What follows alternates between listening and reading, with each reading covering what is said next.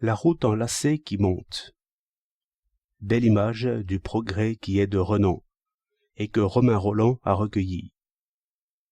Mais pourtant, elle ne me semble pas bonne. Elle date d'un temps où l'intelligence, en beaucoup, avait pris le parti d'attendre, par trop contempler. Ce que je vois de faux en cette image, c'est cette route tracée d'avance, et qui monte toujours.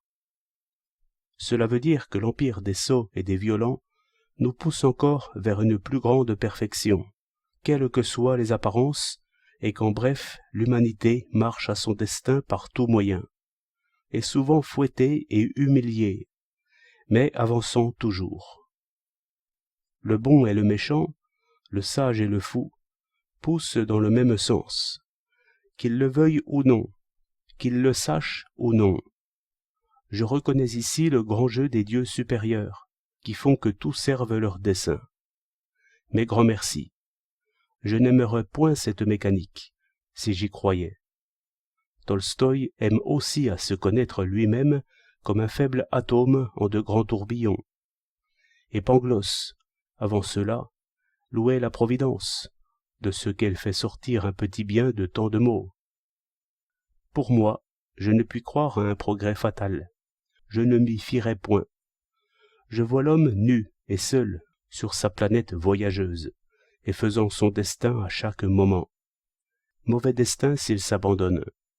Bon destin aussitôt, dès que l'homme se reprend. Suivant compte en cela, je chercherai une meilleure image de nos luttes, de nos fautes et de nos victoires. Si vous avez quelquefois observé une barque de pêche, quand elle navigue contre le vent, ses détours, ses ruses, son chemin brisé, vous savez bien ce que c'est que vouloir. Car cet océan ne nous veut rien, ni mal ni bien. Il n'est ni ennemi ni secourable. Tous les hommes morts et toute vie éteinte, il s'agiterait encore, et ce vent, de même, soufflerait selon le soleil. Forces impitoyables et irréprochables. La vague suit le vent et la lune, selon le poids et la mobilité de l'eau. Ce vent mesure le froid et le chaud. Dans ses courses selon des lois invariables. Et pareillement, la planche s'élève et s'abaisse selon la densité, d'après cette invariable loi que chaque goutte d'eau est portée par les autres.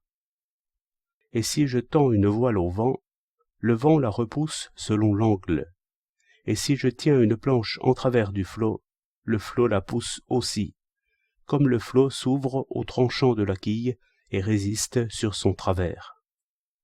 D'après quoi, tout cela observé, l'homme se risque, oriente sa voile par le mât, les vergues et les cordages, appuie son gouvernail au flot courant, gagne un peu de chemin par sa marche oblique, vire et recommence, avançant contre le vent par la force même du vent.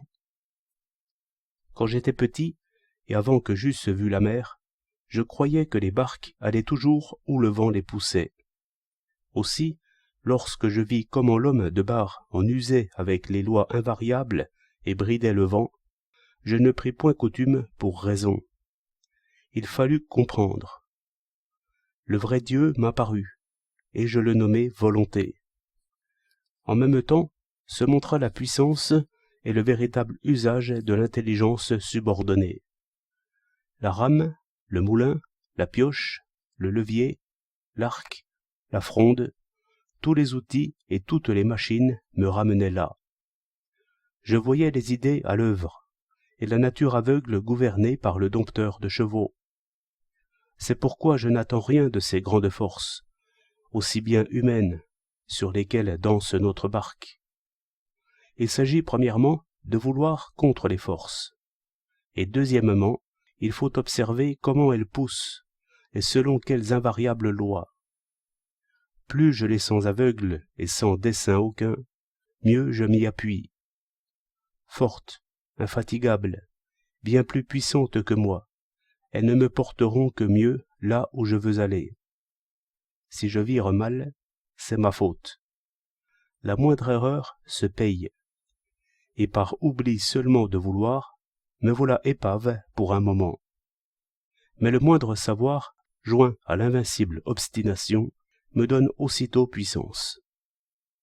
Ce monstre tueur d'hommes, je ne l'appelle ni Dieu ni diable. Je veux seulement lui passer la bride.